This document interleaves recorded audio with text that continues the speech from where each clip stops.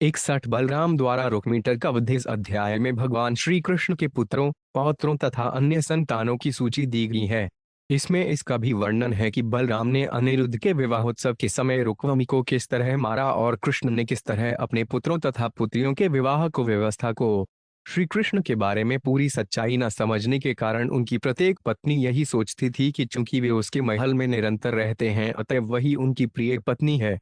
वे सभी भगवान के सौंदर्य एवं अपने साथ उनके मधुर वार्तालाप पर मुग्ध थीं, किंतु वे न तो अपनी भौहों के नचाने से या अन्य किसी साधन से उनके मन को चलायमान कर पाती थीं। श्री कृष्ण जो कि ब्रह्मा जैसे देवताओं के लिए अगम्य हैं, उन्हें अपने पति के रूप में पाकर भगवान की सारी रानियां उनके साथ रहने के लिए सदा उत्सुक रहती थीं। इस तरह लाखों दासियों के होते हुए भी वे स्वयं उनको छोटी से छोटी सेवा तक करती थीं। भगवान की प्रत्येक पत्नी से 10-10 पुत्र हुए, जिनके भी अनेक पुत्र तथा पौत्र थे। रुक्मी की पुत्री रोमावती के पति प्रद्युम्न से उसे अनिरुद्ध उत्पन्न हुआ। यद्यपि श्री कृष्ण ने रुक्मी का अनादर किया था, किंतु अपनी बहन को खुश करने के लिए रुक्मी ने अपनी पुत्री का विवाह प्रद्युम्न के साथ कर दिया और पौत्री का विवाह अनिरुद्ध के साथ कर दिया। कृतवर्मा के पुत्र बलि ने रुक्मिणी की पुत्री चारुमती के साथ विवाह किया। अनिरुद्ध के विवाह में बलदेव, श्री कृष्ण तथा अन्य यादव भोजकट नगर में रुक्मी के महल में गए। विवाह के बाद रुक्मी ने बलदेव को चौसर खेलने के लिए ललकारा। पहली बाजी में रुक्मी ने बलदेव को हरा दिया, अत कलिंगराज उन पर हंसा जिससे उसके सारे दांत दिखने लगे। अगली बाजी बलदेव जीत गए, किंतु रुक्मी ने अपनी हार नहीं मानी। तभी आकाशवाणी हुई कि बलदेव जीते हैं, किंतु रुक्मी ने दुष्ट राजाओं के बहकावे में आकर बलदेव का अपमान यह कहकर किया कि वे गाय चराने में तो पट्टू हैं किंतु चौसर खेलने में शून्य हैं। इस तरह अपमानित होने पर बलदेव ने अपनी गदा से रुक्मी पर प्रहार किया, जिससे वह मर गया। कलिंगराज ने भागना चाहा, किंतु बलदेव ने उसे पकड़ लिया और उसके सारे दांत तोड़ दिए। तत्पश्चात अन्य अपराधी राजा सभी दिशाओं में भागे। उनकी बाहें, जांघें तथा सिर बलदेव के वारों से क्षत विक्षत हो चुके थे और उनसे काफी खून निकल रहा था। श्री कृष्ण ने अपने साले की मृत्यु पर न तो सहमति प्रकट की न असहमति का, क्योंकि उन्हें भय था कि इससे रुक्मिणी या बलदेव से उनके प्रेमपूर्ण संबंध छिन्न हो सकते हैं। इसके बाद बलदेव तथा अन्य यादवों ने अनिरुद्ध तथा उसकी पत्नी को सुंदर रथ पर बैठाया और द्वारका के लिए रवाना हो गए। श्री शुकवात एक क्षस्ता कृष्ण से पुत्र अंधशद शाबा अजीज ननन वमान पितु सर्वात्म संपदा। एक शुकदेव गोस्वामी ने कहा, भगवान कृष्ण की हर पत्नी से 10-10 पुत्र हुए जो अपने पिता से कम नहीं थे और जिनके पास अपने पिता का सारा निजी ऐश्वर्य था।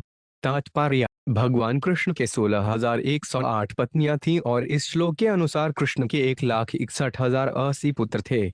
गृहाद्नपग वीक्षे राजपुण्योच्युतां स्थितम प्रेष्ट नयमन सत्स्वन तत्व विदय स्त्रिय। 2 चूंकि इनमें से हर राजकुमारी यहां देखती थी कि भगवान अच्छी युद्ध कभी उसके महल से बाहर नहीं जाते, अतएव हर एक अपने को भगवान की प्रिया समझती थी। ये स्त्रियां उनके विषय में पूरी सच्चाई नहीं समझ पाईं। तात्पर्य, श्रील विश्वनाथ चक्रवर्ती ठाकुर लिखते हैं कि भगवान कृष्ण अपनी पत्नियों को अनुमति से ही महलों से बाहर जाते थे, इसलिए हर पत्नी अपने को उनकी परम प्रिया मानती थी।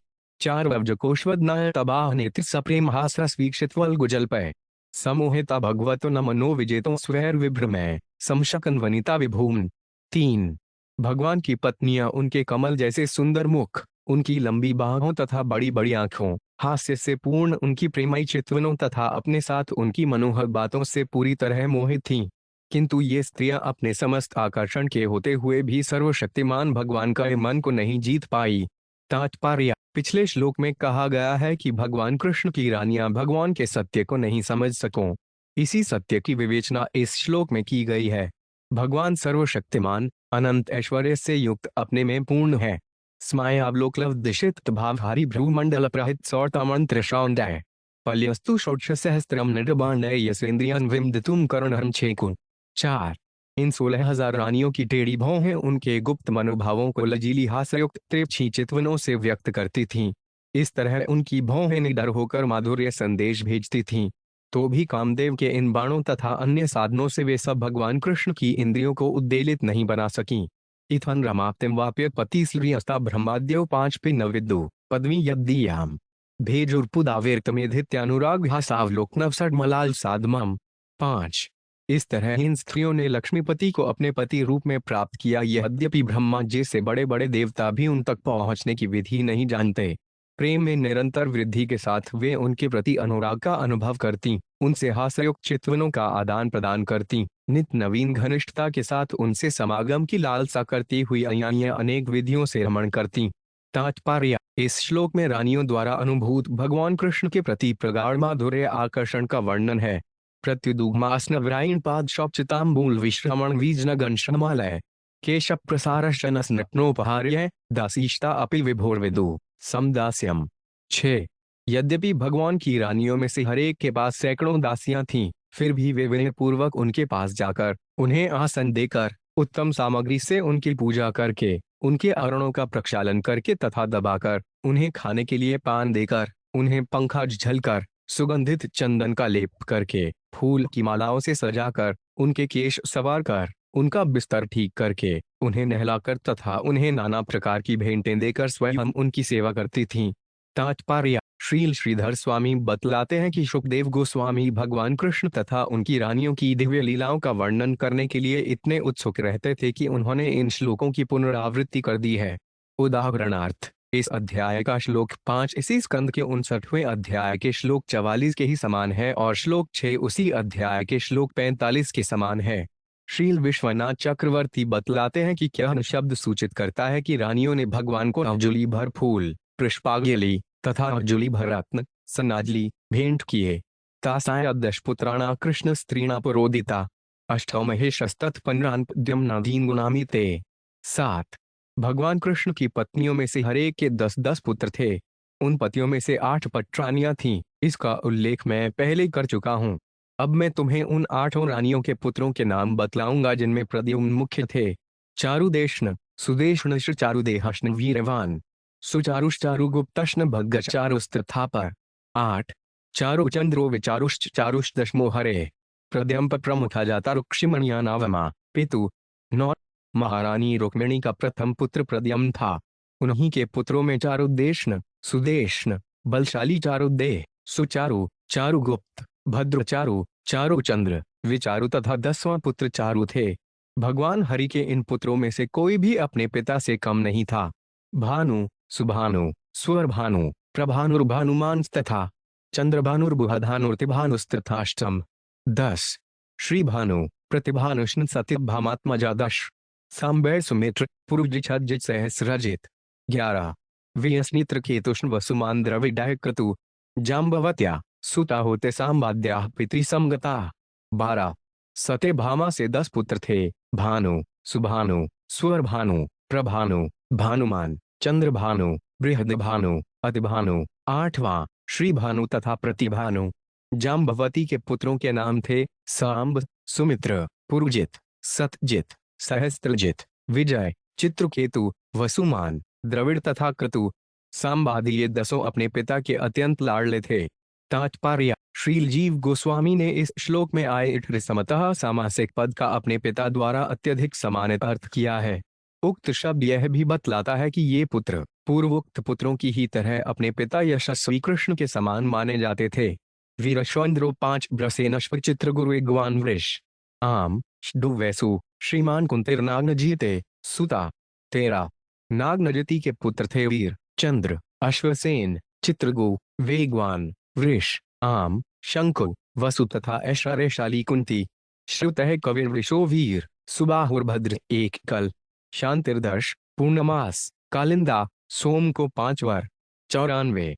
श्रुत, कवि, वृष, वीर, सुबाहु, भद्र, शांति, दर्श तथा पूर्णमास कालिंदी के पुत्र थे। उनका सबसे छोटा पुत्र सोमक था। प्रधोषो गात्रवार निसंहो बलः प्रबल ऊर्धग। मादर्या पुत्रा महाशक्ति, सहवजो 5 पराजित। 15. माद्रा के पुत्र थे प्रघोष, गात्रवान, सिंह, बल, प्रबल, ऊर्धग, महाशक्ति, सह, ओज तथा अपराजित। तात्पर्य: माद्रा का दूसरा नाम लक्ष्मणा भी है। वको हर्षोड नीलोग विष्णु वर्धनोन्राद एवरण महान सह पावनो वह निर्मित्रविंदात्मजा क्षुधि। 16. मित्रविंदा के पुत्रों के नाम थे बुक, हर्ष, अनिल, ग्रीष्च, वरधन, उन्नाद, महांस, पावन, वहिष्ठ तथा क्षुधि। सड़ग्रामजित बृहत्सेन, शूरः प्रहरणो 5 रिजिट। जय सुभद्रो भद्राया वाम आयुष सत्यक्य। 17. भद्रा के पुत्र थे संग्रामजित, बृहत्सेन, शूर, प्रहरण, अर्जित, जय, सुभद्र, वाम, आयुर तथा सत्यक। दीप्तिमान स्ता प्रतप्तादारोहिण्यास्तया हरे। प्रदमम नाच्यानिरुद्धो पांच भूदुक्मवत्या महाबलः। पुत्रयातुर उक्मिनो राजनामना भोजकटे पुरे। 18। दीप्तिमान, ताम्रतप इत्यादि भगवान कृष्ण द्वारा रोहिणी से उत्पन्न किए गए पुत्र थे। भगवान कृष्ण के पुत्र प्रद्युम्न ने रुक्मी की पुत्री रुक्मवती के गर्भ से शक्तिशाली अनिरुद्ध को जन्म दिया। हे राजनु, यह सब तब हुआ जब वे भोजकटक नगर में रह रहे थे। तात्पर्य: भगवान कृष्ण की 8 पटरानियां हैं: रुक्मिणी, सत्यभामा, जाम्बवती, नागनजिती, कालिंदी, लक्ष्मणा, मित्रविंदा तथा भद्रा। इन 8 के पुत्रों का वर्णन कर चुकने के बाद अब सुखदेव गोस्वामी अन्य 16 100 रानियों के पुत्रों का संदर्भ देते हुए रोहिणी नामक प्रधान रानी के 2 प्रमुख पुत्रों का उल्लेख करते हैं। एतेषां पुत्र पौत्राश बभूवुः कोटिशोऽनूप मात्रः कृष्ण जातीन असहस्राणि च घोड़श। 19। हे राजन, कृष्ण के पुत्रों तथा पौत्रों की संख्या करोड़ों में थी। 16,000 माताओं ने इस वंश को आगे बढ़ाया। श्री राजोवाच कर्तृक्मरि पुत्राय प्रादहुहेतर युद्धि कृष्णेन परिभूतस्तान् हन्तुरंश प्रतीक्षते। एतदाख्याहि में विद्वंधिषोड़ वैवाहिक मिथ है। 20। राजा परीक्षित ने कहा, रुक्मी ने कैसे अपने शत्रु के पुत्र को अपनी पुत्री प्रदान की? रुक्मी तो युद्ध में भगवान कृष्ण द्वारा पराजित किया गया था और उन्हें मार डालने की ताक में था। हे विद्वान, कृपा करके मुझे बतलाइए कि ये दोनों शत्रु पक्ष किस तरह विवाह के माध्यम से जुड़ सके। अनागतम तीतांचर वर्तमान मतेन्द्रियम विप्रकुष्ट व्यवहितां समपश्यन्ति योगिन। 291। जो अभी घटित नहीं हुआ तथा भूतकाल या वर्तमान की बातें जो इंद्रियों के परे सुदृढ़ या भौतिक अवरोधों से अवरुद्ध हैं, उन्हें योगीजन भली भांति देख सकते हैं। तात्पर्य: यहाँ पर राजा परीक्षित सुखदेव गोस्वामी को यह बतलाने के लिए प्रोत्साहित करते हैं कि रुक्मीतर ने अपनी पुत्री भगवान कृष्ण के पुत्र प्रद्युम्न को क्यों दी। परीक्षित बल देकर कहते हैं कि सुखदेव गोस्वामी जैसे महान योगी हर बात को जानते हैं, अतः वे इसे भी अवश्य जानते होंगे और उत्सुक राजा से इसे बतलाना चाहिए। श्री शुकवाच बुतः स्वयंवरे साक्षात् नृगोपाचरणगयुतस्तया राजन समेता निर्जित जहार कृथो युद्धि। 22। श्री सुखदेव गोस्वामी ने कहा, अपने स्वयंवर उत्सव में रुक्मावती ने स्वयं ही प्रद्युम्न को चुना, जो कि साक्षात कामदेव थे। तब एक ही रथ पर अकेले लड़ते हुए प्रद्युम्न ने एकत्र राजाओं को युद्ध में पराजित किया और वे उसे हर ले गए। यदाप्यनुस्मरन् वैरन् रुक्मी कृष्ण अवमानितः व्यत्रधागिने याय सुता कुर्वन् स्वसु प्रियमु। 23। यद्यपि रुक्मी कृष्ण के प्रति अपनी शत्रुता को सदैव स्मरण रखे रहा क्योंकि उन्होंने उसका अपमानित किया था, किंतु अपनी बहन को प्रसन्न करने के लिए उसने अपनी पुत्री का विवाह अपने भाग्य के साथ होने की स्वीकृति प्रदान कर दी। तात्पर्य: यहाँ पर राजा परीक्षित के प्रश्न का उत्तर दिया गया है। अंततोगत्वा अपनी बहन रुक्मिणी को प्रसन्न करने के लिए रुक्मीटर ने प्रद्युम्न के साथ अपनी पुत्री का विवाह किए जाने की सहमति दे दी। रुक्मिण्यास्तय्या राजन कृतवर्म सुतो बलि उपे में विशालाक्षी कया चारुमती किल। 24। हे राजन, कृतवर्मा के पुत्र बलि ने रुक्मिणी की विशाल नेत्रों वाली तरुण कन्या चारुमती से विवाह कर लिया। तात्पर्य: श्रील श्रीधर स्वामी बतलाते हैं कि भगवान की प्रत्येक महारानी से एक एक पुत्री उत्पन्न हुई थी। यहाँ चारुमती के विवाह का उल्लेख इन सारी राजकुमारियों के विवाह का अप्रत्यक्ष संदर्भ है। दौहिब्रायानिरुधाय पौत्री रुक्म्यादाधरे रोचनाबद्ध वैरोड स्वसु प्रिय चिकीर्षया जानरनधर्म तत्न स्नेह पाशानुबंधन। 25। रुक्मी ने अपनी पौत्री रोचना को अपनी कन्या के पुत्र अनिरुद्ध को दे दिया, यद्यपि भगवान हरि से उसकी घोर शत्रुता थी। इस विवाह को अधार्मिक मानते हुए भी रुक्मी स्नेह बंधन से बेधकर अपनी बहन को प्रसन्न करने का इच्छुक था। तात्पर्य: श्रील श्रीधर स्वामी कहते हैं कि लौकिक मानदंडों के अनुसार अपनी प्रिय पौत्री अपने कट्टर शत्रु के पौत्र को नहीं देनी चाहिए। इस तरह हमें यह आदेश प्राप्त होता है, द्विषदत्त न भोक्तव्यं द्विषंता न भोजेत। मनुष्य को चाहिए कि न तो शत्रु का भोजन करे न शत्रु को खिलाए। इसके अतिरिक्त भी निषेध हैं। अस्वर्गीय लोक विद्विन धर्मप्याचरेतृत्व स्वर्ग की यात्रा को रोकने वाले या मानव समाज के लिए निंदनीय धार्मिक आदेशों का पालन नहीं करना चाहिए।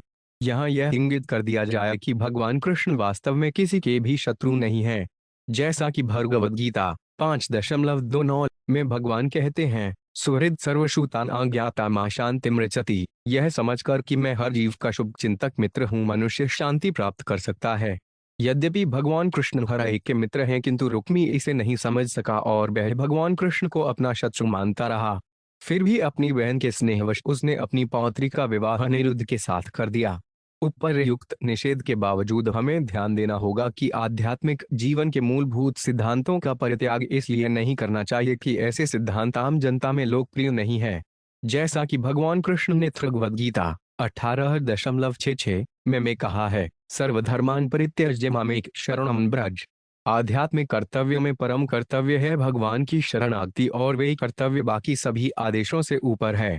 यही नहीं, इस युग में श्री चैतन्य महाप्रभु ने एक ऐसी शुद्ध विधि प्रदान की है जो समस्त निष्ठावान व्यक्तियों को भगवान की शरण में जाने के लिए आकृष्ट करेगी। चैतन्य महाप्रभु के कीर्तन, नृत्य, भोज तथा दर्शन की विवेचना वाली आनंदपूर्ण विधि का पालन करके कोई भी व्यक्ति आनंद तथा ज्ञानमय जीवन बिताने के लिए सुगमता से भगवधाम जा सकता है। तो भी कोई यह दलील पेश कर सकता है कि कृष्ण भावनामृत आंदोलन के सदस्यों को पाश्चात्य देशों में उन उत्सवों या कार्यकलापों का अभ्यास नहीं करना चाहिए जो आम जनता को अप्रसन्न करते हों। इस पर हमारा उत्तर यह है कि यदि कृष्ण भावनामृत आंदोलन के कार्यकलापों को पाश्चात्य देशों के लोगों के समक्ष ठीक से रखा जाए तो वे इस महान आध्यात्मिक संगठन की प्रशंसा करेंगे। जो लोग ईश्वर से विशेष रूप से द्वेष रखते हैं उन्हें किसी भी तरह का धार्मिक आंदोलन नहीं भाएगा। चूंकि ऐसे लोग क्षुद्र पशुओं के तुल्य हैं, अतः वे महान कृष्ण भावनामृत आंदोलन में बाधक नहीं हो सकते, जिस तरह ईर्ष्यालु रुक्मी भगवान कृष्ण की शुद्ध लीलाओं में बाधक नहीं बन सका। तस्मिन् अभ्युदये राजनुक्मिणी रामकेशव पुरन भोजकर्पम जम्मू सांब प्रद्युम ककादय। 26 है राजा, उस विवाह के उल्लासपूर्ण अवसर पर महारानी रुक्मिणी, बलराम, कृष्ण तथा कृष्ण के अनेक पुत्र, जिनमें सांब तथा प्रद्युम्न मुख्य थे, भोजकट नगर गए। तस्मिन् रिवृत उदाहे कालिट प्रमुखानुपा हप्तास्ते रुक्मिण्वान् प्रोचरुर्बलमश्निर्विनिर्जय। 27 अनक्षज्ञो हायान् राजनपि तद्व्यसनन्मेहट इत्युक्तो बलमाहुएतेनाक्षी रुक्म्यदिव्यत। 28 विवाह हो चुकने के बाद कालिंगराज इत्यादि दंभी राजाओं की टोली ने रुक्मी से कहा, तुम्हें चाहिए कि बलराम को चौसर में हरा दो।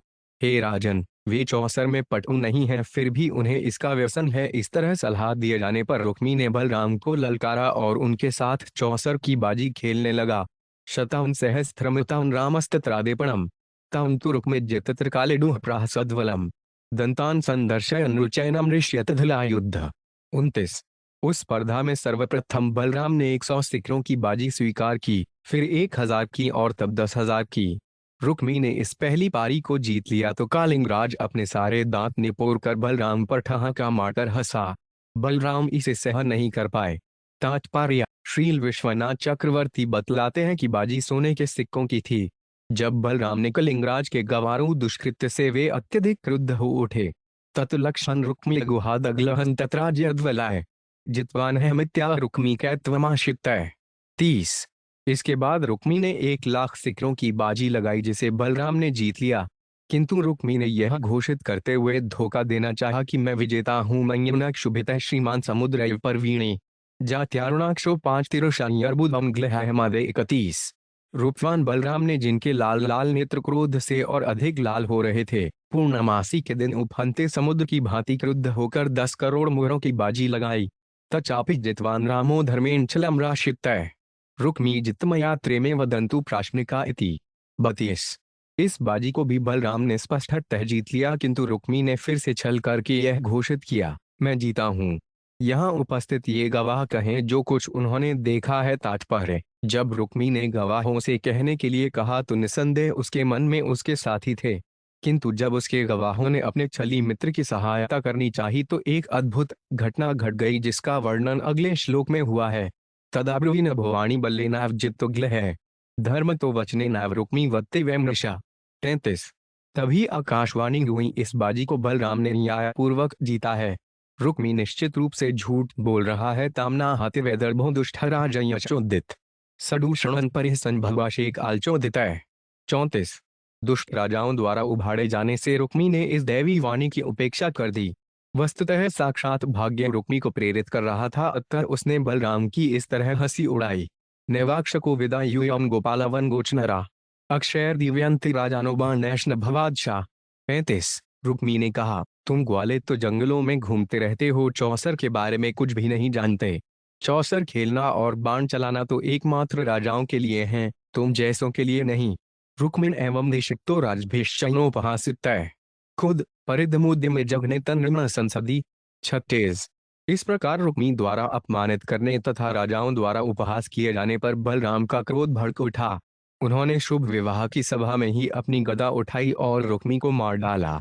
कलिट्टडु राजवंतर सगृहीत्वा दशमे पदे दंतान पात्यक्त कुद्धो युडे सद्विवृतैधिजे 37। कलिंग के राजन ने, जो बलराम पर हंसा था और जिसने अपने दांत निपोरे थे, भागने का प्रयास किया, किंतु क्रुद्ध बलराम ने तेजी से उसे 10वें कदम में ही पकड़ लिया और उसके सारे दांत तोड़ डाले। अने निर्मिन बाहुरुशिर सुरुधिरोक्षिता राजानुदुगवर भीता बलेन पजलर्दिता 38। बलराम की गदा से चोट खाकर अन्य राजा भय के मारे भाग खड़े हुए। उनकी बाहें, जांघें तथा सिर टूटे थे और उनके शरीर रक्त से लथपथ थे।